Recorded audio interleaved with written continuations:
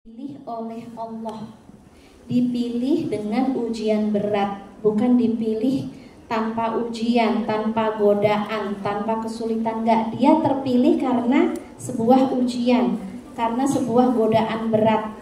Dia terpilih, dan setelah terpilih dia mampu membuktikan dia layak untuk menjadi perempuan suci. Innallaha astafaki wa tahharaki, Allah mensucikanmu, wastafaki ala nisa'il alamin, mengangkatmu punya derajat tertinggi, bisa mengetuk pintu langit, bisa dekat dengan keberuntungan dunia dan akhirat. Jadi kalau kamu punya cita-cita pengen jadi Maryam, pengen jadi Khadijah At-Tahirah, perempuan-perempuan suci, maka itu ikutilah jalan-jalan Maryam dan Khadijah. Mereka luar biasa.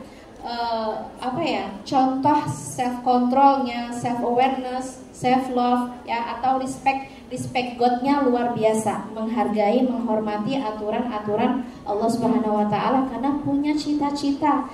Kita ingin punya bagian terbesar di dalam kerajaan Tuhan, dan itu nggak mungkin kalau kita masih mengikuti hawa nafsu. Kalau kita nggak nolong diri kita sendiri untuk menjadi perempuan yang layak ketukan kita didengar oleh Allah Subhanahu wa ta'ala. Jadi memohon kepada Allah, ya Allah, beri aku kemauan. Jadi kan nomor satu harus mau ya. Kalau nggak mau, jadi gimana? Cintanya mau dilepas? Enggak. Aku masih cinta sama dia. Jadi gimana? Masih mau jalan? Mau. Berarti dia masih mau mengikuti hawa nafsu. Jadi observe dulu, kamu beneran mau nggak ngelepas cinta terlarang kamu? Artinya habit, kebiasaan, perilaku-perilaku yang merusak agama kita, kamu mau ngelepas nggak? Harus jujur. Ya, jadi ngomong sama Allah, ya Allah, aku mau ngelepas kebiasaan buruk aku. Cek kebiasaan buruknya apa? Masih chattingan, masih ngepoin dia, masih suka jalan bareng, ya, bla bla bla ya, pokoknya hal-hal yang terlarang. Ya Allah, aku jujur mau menolak semua godaan, semua hal-hal yang gak pantas yang bisa menjauhkan aku dari keberuntungan jannah Allah Subhanahu wa taala. Jadi gitu. Memohon kepada Allah untuk menolak, kemudian diberikan kekuatan untuk tetap teguh. Karena kalau misalnya kita udah nolak dia, ternyata dia tetap ngejar kita, ternyata dia masih agresif. Kenapa kamu berubah? Kenapa kamu udah gak mau chattingan? Bla bla bla ya. Kita berdoa kepada Allah, ya Allah, teguhkan aku. Allahumma tsabbit qalbi ala dinik. Ini penting banget ya. Jadi pintu langit ini diketuk dengan berbagai irama ketukan. Ada yang tadi diajarin sama Ustadz ya, sesuai dengan kondisi masing-masing. Kalau ini kondisinya jatuh cinta, berarti ketukan pintu kita jujur, Allahumma tsabbit qalbi ala dinik. Allah, teguhkan aku di dalam agamamu. Dulu aku punya prinsip gak mau pacaran, sekarang aku tergoda, dan bantu aku untuk tetap teguh. Dulu aku punya prinsip gak mau maksiat, sekarang ada godaan berat. Tsabbit qalbi ala dinik. Atau Allahumma sarrif, ya Allah, palingkan aku. Setelah kita berpaling, Allahumma mla qalbi bimahabbatik. Tadi juga udah diajarin sama Ustadz ya. Allahumma ja'al hubbana lak. Ya Allah, jadikan cintaku kepadamu ahabbu ilayya min nafsi wa ahli wa mali, ya, wa minal ma'al barid. Ya Allah, jadikan aku mencintaimu melebihi cintaku kepada diriku, kepada keluarga, harta, bahkan air yang sejuk. Imla qalbi bimahabbatik.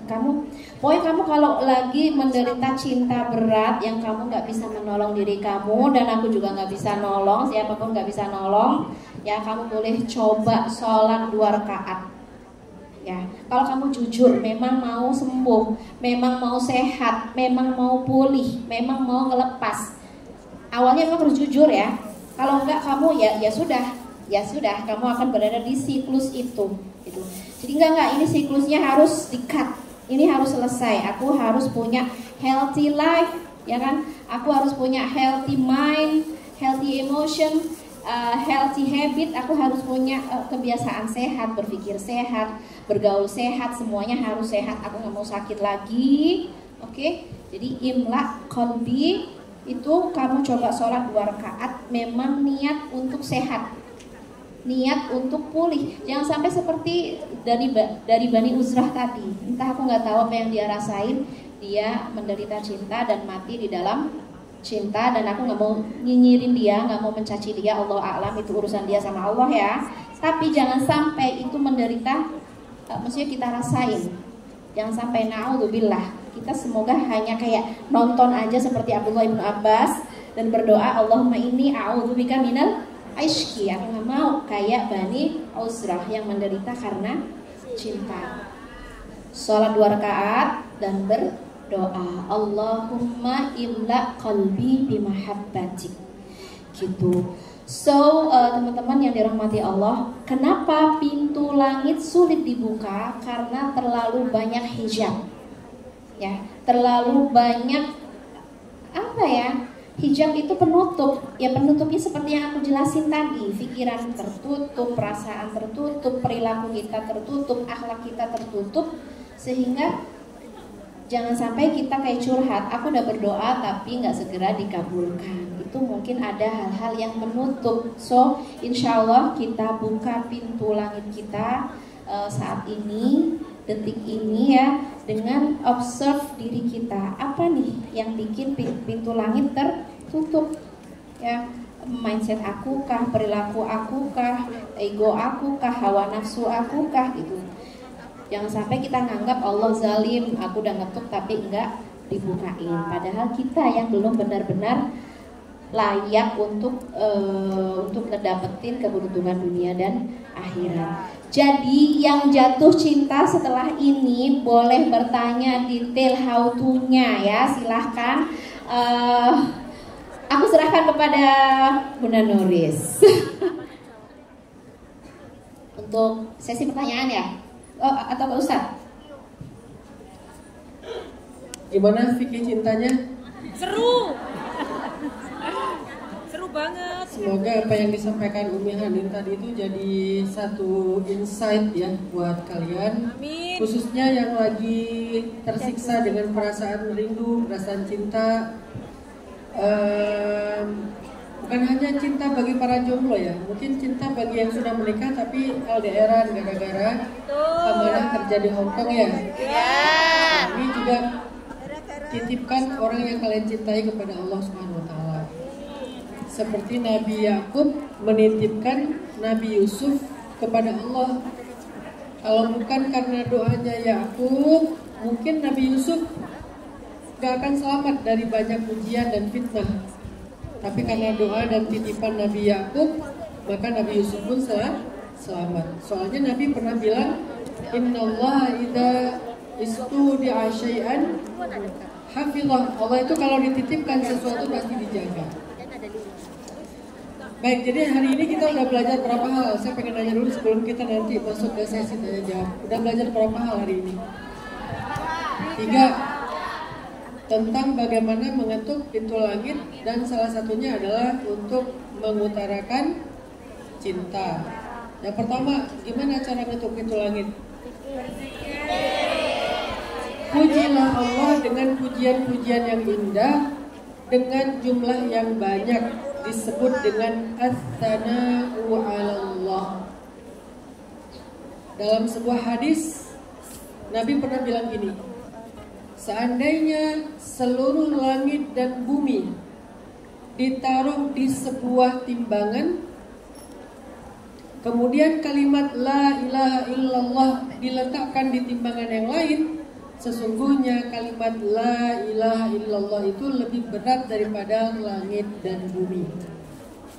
Jadi artinya, kalau kalian butuh apa aja dalam hidup, tentang urusan pribadi, keluarga, urusan harta, urusan jodoh, urusan sakit, urusan kerjaan, apapun, itu tuh nggak ada yang lebih berat bagi Allah daripada kalian mengucapkan la ilaha illallah. Artinya kalau kita berdoa, ya Allah selesaikan hajat kita, itu ringan buat Allah. Bukan sesuatu yang istimewa banget gitu buat Allah. Walaupun Allah akan menyelesaikan. Kalau kalian ingin sesuatu yang berat, sesuatu yang istimewa di sisi Allah, maka cobalah menyampaikan proposal itu dengan kalimat-kalimat yang berat di sisi Allah. Subhanallah wa bihamdi, subhanallahil azim, itu berat. Atau subhana rabbiyal azim wa bihamdi, subhana rabbiyal a'la wa bihamdi, itu berat. La ilaha illallah, itu berat. Maka kalimat-kalimat yang berat inilah yang akan membuat Allah akan menjadikan proposal kalian istimewa. Proposal hidup, proposal harta, keluarga, cinta, dan seterusnya menjadi berat karena mengucapkannya dengan kalimat-kalimat yang berat. Itu yang pertama. Yang kedua, belajar apa hari ini? Sholawat. Apa dahsyatnya sholawat? Idzan tukfa hajatuk wa yughfar laka dzambuk, itu kata-katanya. Maka Allah akan memenuhi hajat-hajatmu dan mengampuni dosa-dosamu. Itu keajaiban dari sholawat. Apapun hajat teman-teman, coba sholawat dan jadikan itu sebagai lisan kalian. Diam sebentar sholawat, diam sebentar sholawat. Jadikan diri kita sebagai ahli sholawat. Nanti ketika butuh apa-apa, maka doa kita itu akan diangkat dengan sholawat. Seolah-olah yang berdoa itu Nabi Muhammad. Tahu gimana Nabi Muhammad kalau berdoa? Allah turunkan 1000 malaikat. Kalau Nabi Muhammad berdoa, gunung itu hampir diangkat oleh malaikat dan dibalikin kepada penduduk Taif. Kalau Nabi Muhammad berdoa, keluar mata air dari batu, bahkan dari jari beliau. Kalau Nabi Muhammad berdoa, bulan terbelah. Kalau Nabi Muhammad berdoa, orang yang tadinya benci kepada beliau jadi cinta kepada beliau. Artinya, siapa yang pengen doanya sedahsyat doa Nabi Muhammad, maka iringilah doanya dengan sholawat. Sehingga ketika doa kita diiringi oleh sholawat dan sholawat, maka seolah-olah yang meminta itu bukan kita, tapi Nabi Muhammad SAW. Itu dahsyatnya sholawat. Yang kedua. Yang ketiga tadi belajar apa dari Umi? Cinta. Apa kesimpulannya? Apa kesimpulannya?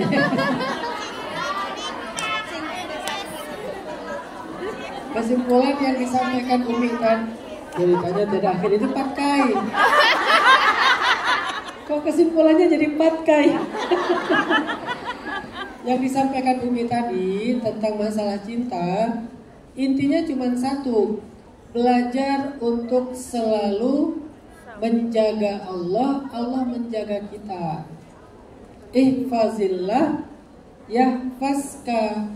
Jaga Allah dalam urusan cinta itu artinya jaga pikiran, jaga perasaan, jaga tingkah laku. Nanti Allah yang akan menuntun kita agar terjaga untuk tidak terjebak di dalam fitnah-fitnah cinta. Dan salah satu di antara amal yang tadi sampaikan Umi itu adalah doanya Ibnu Abbas. Apa doanya Ibnu Abbas tentang cinta? Allahumma inni a'udzubika minal khubuthi. Itu doa apa sih? Allahumma inni a'udzubika minal ishki. Apa itu ishki? Lagi-lagi patkai. Kayaknya fansnya patkai ya. Ishki itu rasa rindu dan rasa cinta. Allahumma inni a'udzubika minal ishki. Bukan Allahumma inni a'udzubika minal khubuthi. Habisnya pada ngantuk sih. Jadi dibawa ke toilet aja deh biar ngantuk. Kayaknya Bunda, next kalau saya lagi ke Hongkong, temanya jangan tentang cinta. Seru. Temanya tentang siksa kubur. Itu baru pada bangun semua. Sakaratul maut, siksa kubur ya. Atau temanya tentang makmum. Tahajud tiba-tiba ada yang mengaminkan di belakang. Atau temanya yang lagi ngehit sekarang itu adalah Ipar adalah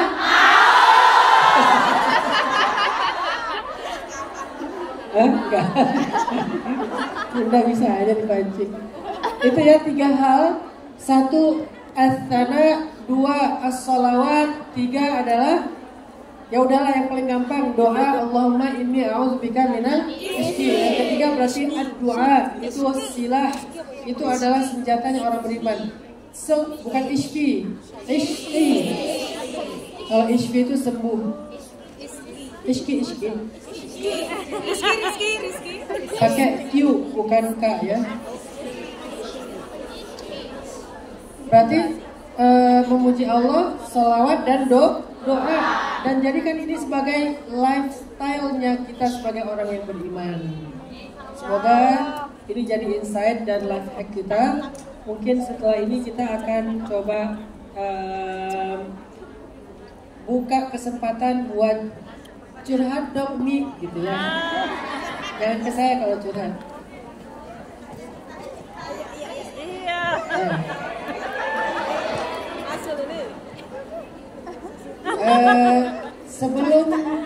Sebelum kita buka sesi tanya jawab, saya pengen ngajak teman-teman bareng dengan saya untuk sama-sama bersama dengan Bunda Nur Istiqomah, Nuris. Saya baru tahu Nuris itu singkatan Nur Istiqomah. Saya dari dulu mikir Nuris itu bahasa apa, Sanskerta atau apa. Ternyata singkatan dari Nur Istiqomah. Kita support teman-teman bersama dengan Bunda Nuris atau bersama saya juga untuk program-program dakwah kita ke depan. Ada dakwah di Hong Kong, ada dakwah di Indonesia dengan kita buat sekolah gratis.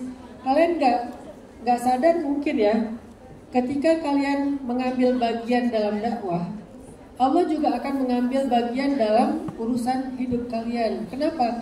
Dakwah itu kan proyek Allah.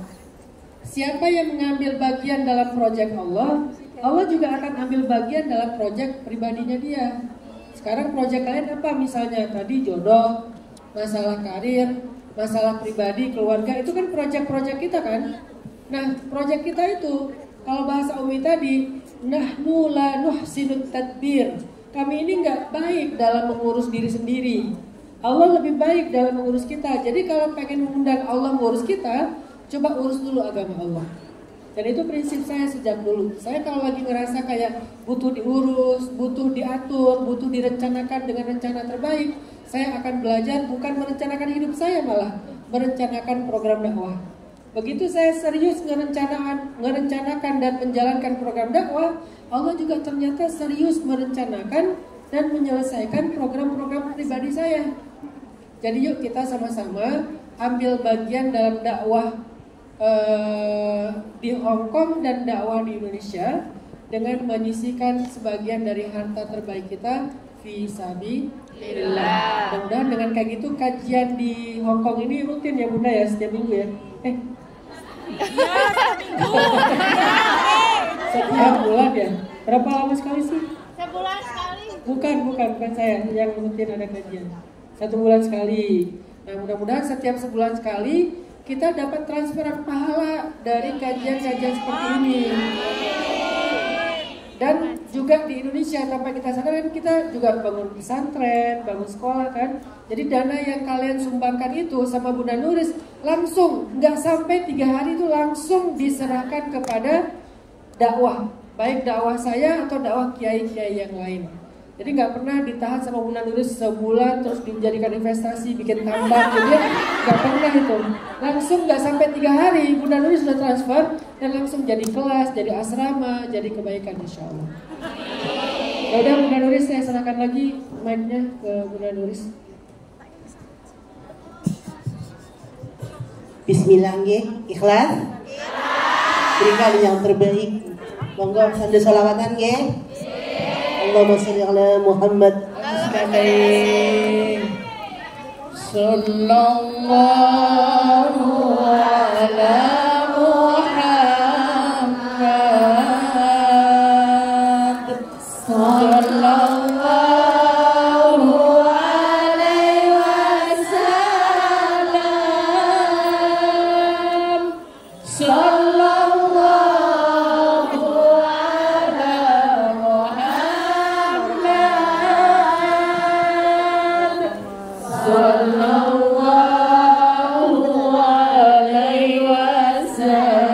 wasallam. Sallallahu ala Muhammad. Sallallahu alaihi wasallam. Sallallahu ala Muhammad. Sallallahu alaihi wasallam. Ya Habibi ya Muhammad,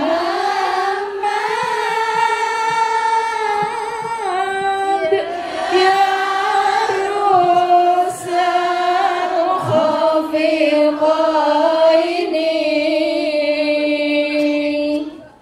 ya Habibi ya Muhammad,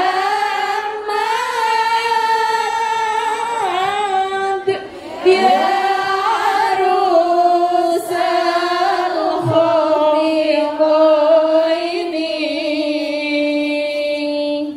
ya Muayyad ya Mubajjad, ya Imam al-Qiblataini.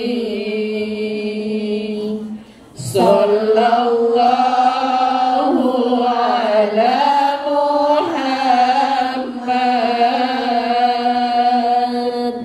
Sallallahu alaihi wasallam. Sallallahu ala Muhammad.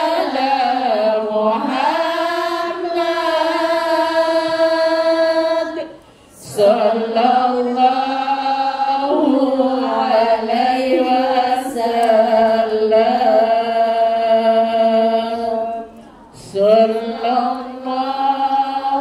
Sallallahu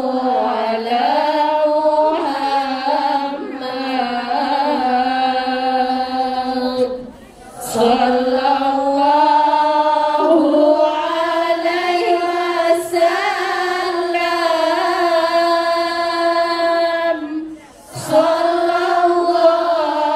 wasallam. Sallallahu ala Muhammad. Sallallahu alaihi wasallam. Allahumma sholli ala sayyidina Muhammad. Matur sembah nuwun nggih, panjenengan tidak ada bosannya untuk menyemplungi kotak oren tadi setiap pertemuan Bunda. Bunda selalu mengemis demi kebaikan nggih. Mudah-mudahan apa yang panjenengan taruh Allah melipat gandakan. Apa yang panjenengan diberkahkan hidupnya, disehatkan badannya. Sekarang tibalah sesi tanya jawab ya Ustadz ya. Tidak semuanya. Nggih. Pertama saya dulu ya Ustadz ya. Ustadz, begini ya Ustadz, singkat aja. Ini yang kita alami itu, saya mewakili teman-teman. Kita dititipi Allah itu anak ya Ustadz ya. Kemudian janji kami, ketika kami dititipi anak, kami akan membahagiakan, menjaga, terus kita ingin melalui masa-masa kecil dia sekolah, terus apa, terus tiba-tiba Allah itu menguji dengan kita mencari rezeki di negeri orang ini Ustadz. Tujuan tak lain juga dari anak, untuk anak juga untuk masa depan. Terus apa hukumnya Ustadz? Berdosakah kita meninggalkan anak yang dititipi Allah adalah amanah ya Ustadz ya. Sedangkan kami bukan gila uang Ustadz, kami bukan gila harta, tapi rezeki kalau tidak dicari ya Ustadz ya, kami tidak akan dapat uang yang justru uang itu gunanya untuk membiayai anak. Itu yang saya tanyakan itu aja Ustadz, berpahalakah kita atau berdosakah kita? Sekian Ustadz. Nah ini pertanyaan yang mewakili hampir semuanya mungkin ya. Karena insya Allah semuanya akan dikaruniai anak dan mungkin sebagian memang punya anak.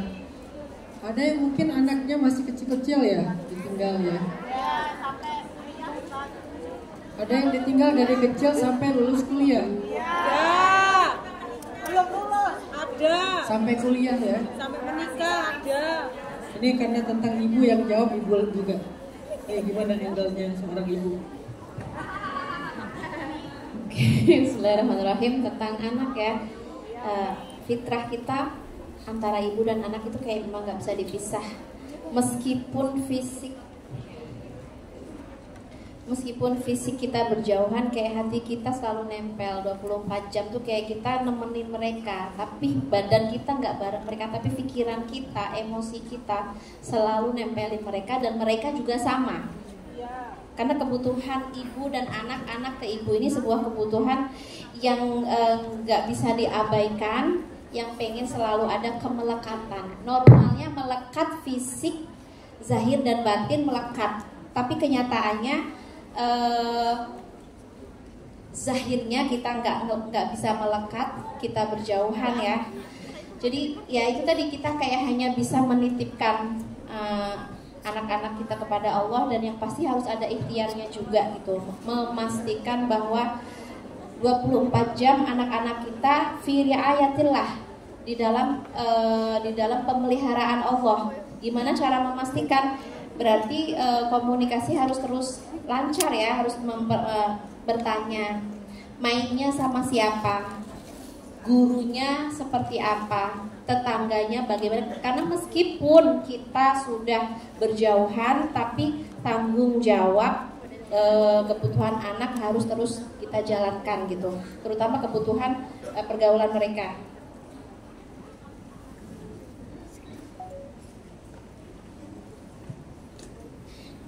Ya, jadi kita harus terus tanya ke anak-anak. Kalau misalnya kita temukan anak-anak kita ngomongnya bahasanya kok kasar misalnya, atau pola pikirnya kok aneh, kan kita makanya untuk tahu anak-anak kita ini fi riayatillah, tetap dalam pemeliharaan Tuhan atau sudah jauh dari Tuhan, itu kan dari kita sering ngobrol sama anak-anak ini. Kira-kira anak-anak kita makin mengenal Allah, makin bertaut sama Allah, makin punya kemandirian, makin punya kesehatan mental, atau sebaliknya dia makin jauh dari Allah, mentalnya makin rusak. Kalau kondisinya sebaliknya, maka kita harus punya effort lebih, harus punya usaha lebih. Gimana cara anak kita ini sehat secara mental, secara fisik, secara pergaulan meskipun kita berjauhan. Itu tetap jadi kayak kita nggak bisa, kan saya udah cari duit, masa saya juga yang harus ngontrol anak-anak? Enggak, itu tetap menjadi tanggung jawab kita. Jadi kita tanyain, kita ajak ngobrol terus dia ya. Kalau omongannya bagus, alhamdulillah. Anak aku meskipun jauh, tapi Allah yang ngasuh. Kayak aku salah satu doa aku adalah ya Allah, asuhlah anak-anakku, bimbinglah anak-anak aku sebagaimana Engkau membimbing Adam. Masih ingat siapa Adam? Adam adalah anak tanpa ayah, tanpa ibu. Bener gak? Ya. Adam, makanya kita kayak kalau udah mentok gitu, ya Allah, asuh anak aku sebagaimana Engkau mengasuh Adam. Adam tanpa ayah, tanpa ibu, tapi dia hanif. Dia bisa lurus, dia bisa benih fitrahnya, dia mengenal Tuhannya, dia jadi manusia bersyukur, dia jadi manusia yang berakhlak mulia. Atau ya Allah, bimbinglah anak-anak aku sebagaimana Engkau membimbing Musa. Masih ingat siapa Musa? Hidup di mana Musa? Di istananya Fir'aun ya. Meskipun mungkin lingkungan Musa sangat buruk, dididik oleh Musa, melihat perilaku melihat perilaku Fir'aun, melihat akhlak Fir'aun yang buruk, tapi Musa masih tetap menjadi pribadi seorang nabi, pribadi yang berakhlak mulia. Jadi kita sendiri bingung gitu, ini gimana cara mendidik anak? Ya kita ikhtiar dengan mendatangkan guru yang baik, memberikan teman yang baik, tetangga yang baik, tapi juga berdoa.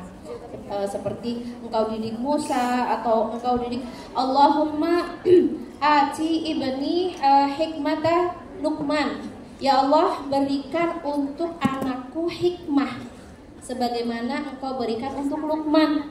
Ya, Luqman itu mungkin juga tanpa pendidikan yang neko-neko, yang effort banget ya. Allah langsung yang ngedidik.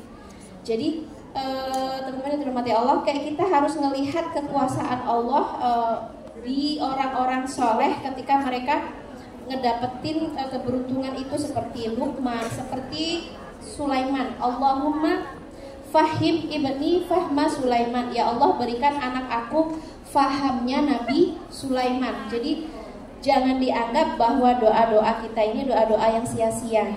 Doa seorang ibu sangat diijabah oleh Allah, terutama ibu-ibu pejuang, terutama ibu-ibu yang taat kepada Allah, ibu-ibu yang fisabilillah ini ya, mencari nafkah adalah salah satu jihad para perempuan yang ada di sini. Jadi perbanyaklah berdoa dan komunikasi dengan anak-anak dan pastikan mereka memiliki lingkungan yang baik, mulai dari temennya, gurunya, keluarganya gitu. Itu cara taunya gimana? Sering ngobrol sama mereka. Jadi harus punya waktu khusus mendengarkan curhat mereka. Jangan sampai kita kayak lelah ngedengerin curhat, bosen ngedengerin curhat, males ngedengerin curhat, karena dari curhat itu kita akan mengenal dia sedang kondisi seperti apa, kebutuhannya apa, harus kita dengarkan. Dengan begitu meskipun secara zahir kita tidak melekat, tapi secara batin kita tak terpisahkan.